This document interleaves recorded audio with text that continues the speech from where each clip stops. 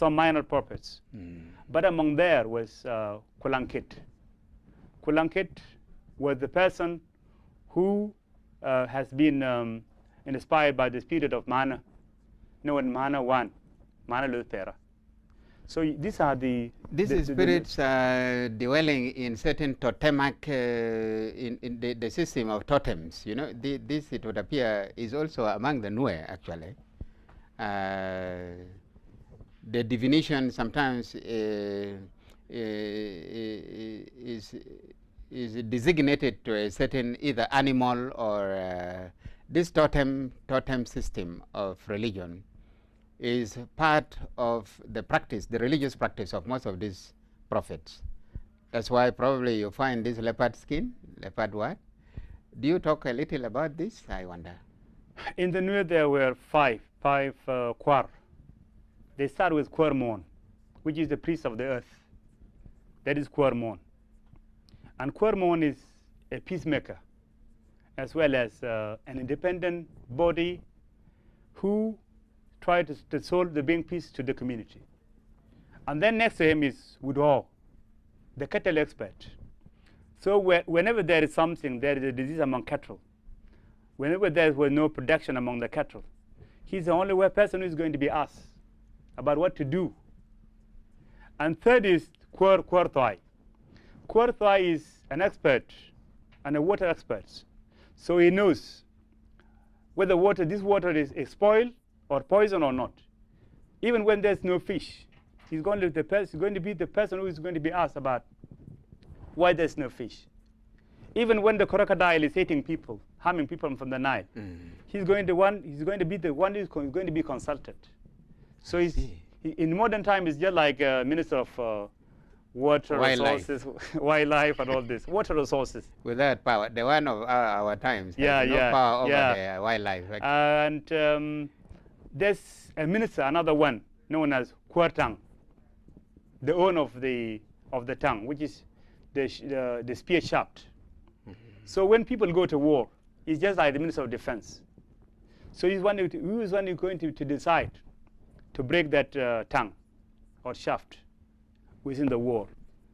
And the final one, there's known as Dwek. Dwek or Kwardwea. Kwardwea is a normal human being. He is neither Kwarmon, he's neither Kwartang or whatever. He's a normal human being. But when there is something happened to the Kwarmon, because Kwarmon, when you murder somebody, and when he murdered somebody, he ran to the Kwarmon. Before he eat, before he drink. So he may not be poisoned because he will report himself immediately. Because in the Nuer you cannot kill a person and then hide. That blood will follow you until the end of that family. Family will die. So we went to the Kwarmon, and then there's certain rituals done by the Kwarmon. And then the bone is broken, and then they call these two groups, and then they reconcile, and then they pay the compensation.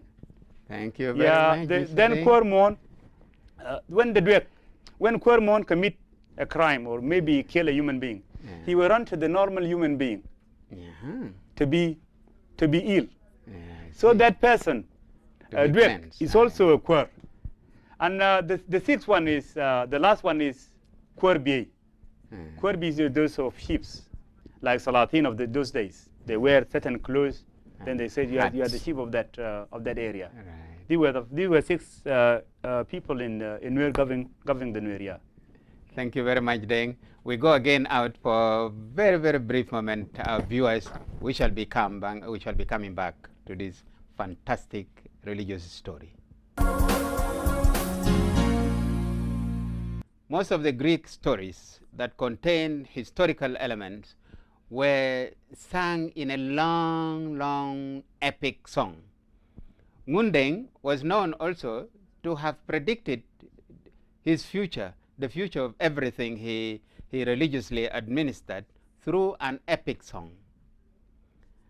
I wonder, Mr. Deng, whether the Nuer can still remember Ngundeng's song that has most of these problems. And if they do you do?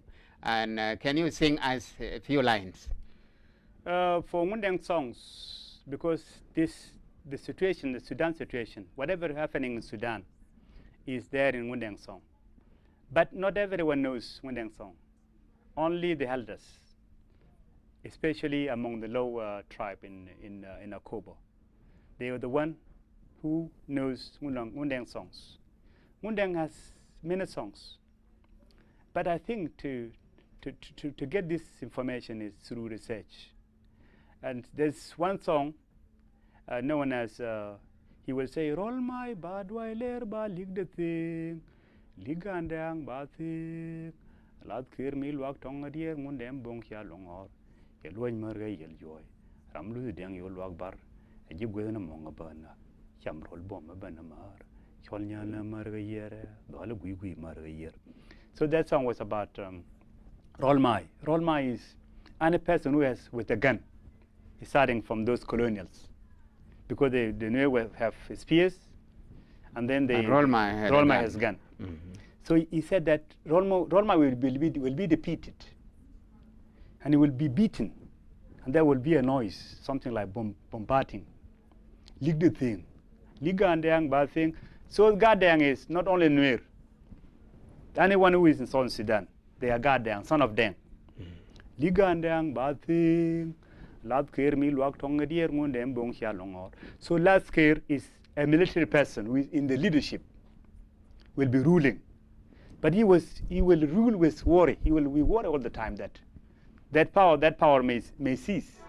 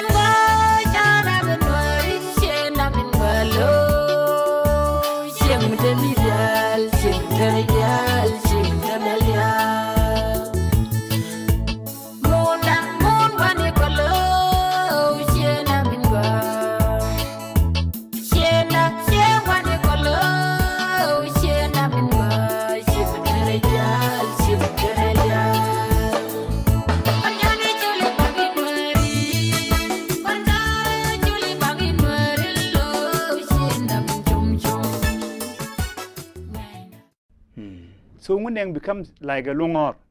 Lungor, instead of Nuer and Denka, was a great leader.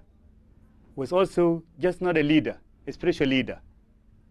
And there's this sort of Longor, when he call people, he will make the short people to be the foundation of the house, and the tall one to be in the top. There was something like that in this tree. In this tree. Yeah. Great. So that is one of the Ngundeng song. Yeah. So what do you think was the most important prophecy Ngundeng had made? I think the most important thing is the relationship between Northern Sudan and Southern Sudan. He said, my flag will not be mixed with the flag of the roll. Of the brown man. Of the brown man. So flag will be flowing alone. But maybe we don't know, because the role is maybe the white people, maybe the Northern Sudan. I cannot predict up to now. Good. But there's role. He said that. The second thing, he said that there was this split, because the Northern Sudan and Southern Sudan are eating together. He said that that plate will break. The one with the fatter. The fatter will break, will be in part. Okay. So everyone will go with his part. Now, there has been talk in the media recently about Ngundeng's pipe being brought back from Britain, from London. How did it go there? Because his son, Wek, was killed, I think in 1927. Because Ngundeng died in 1906, they report that Ngundeng death in 1906. So when they came, when the Turkish, condominium rule, they fought the Nuer until they were fighting these prophets. It's starting from Mana one of Jagay Nuer in Bantu, with the Ngundeng in Wat, and not only really Ngundeng, but his son, because Ngundeng has died before they came. That's right. Yeah. So they took, after they killed Gwek, the son of Ngundeng, they took this pipe and dang, which is a rod, divine rod of Ngundeng. And pipe, they took them in 19... That is the magic one. Yes. The holy stick. Yes. Dang, which he was using to kill the Turkish. It will just bump. They took it in 1929. They took it to London. But now we were worried about, where is this pipe of Ngundeng? Dang Ngundeng, where is it? Twin Ngundeng, where is it? Good. Until recently, I think there was, I don't know what happened there. Is it because they just keeping them to keep them there when South Sudan is okay, they will bring them back? Or I don't know. That's wonderful. Yeah. Thank but you. Anyway, there's this program now that they are going to be bring to South Sudan and put there in what? One prophet of African prophet that died was a certain Nyankole prophet called Nyakairima. When he was going to die, he went around telling people, goodbye, goodbye, I'm dying tomorrow. How did Ngundeng die, finally? Ngundeng died with, he told his death that he's going to be killed, because there were competition between Ngundeng and Diu. So Diu sent a woman, a sorcerer woman, to go and kill Ngundeng. So when he went to Ngundeng, the woman go back to Diu. He said, Diu, the Ngundeng body is full with the spirit of God. So there's nowhere in which I can put my eye to kill Ngundeng. To pluck him out. Yeah. So he said, okay, now you come back, you go back again, because Ngundeng is going to die on that way. So there was this one. The spirit was in, I think in his, because you see there's a certain oil within the spinal cord. Yeah, the backbone of the human being. He said that just remove that. Remove that part of it. And then when that is removed, Ngundeng collapse. So everybody knows he's dead, that he's going to die on that way. My God. Yeah. Thank you, Mr. Deng Nialchok. This has been a very fantastic kind of story. We know for sure the Nuer stand out very prominently in the history of religion in Africa, especially in Southern Sudan. Thank you very much, our viewers. We meet next time in another program.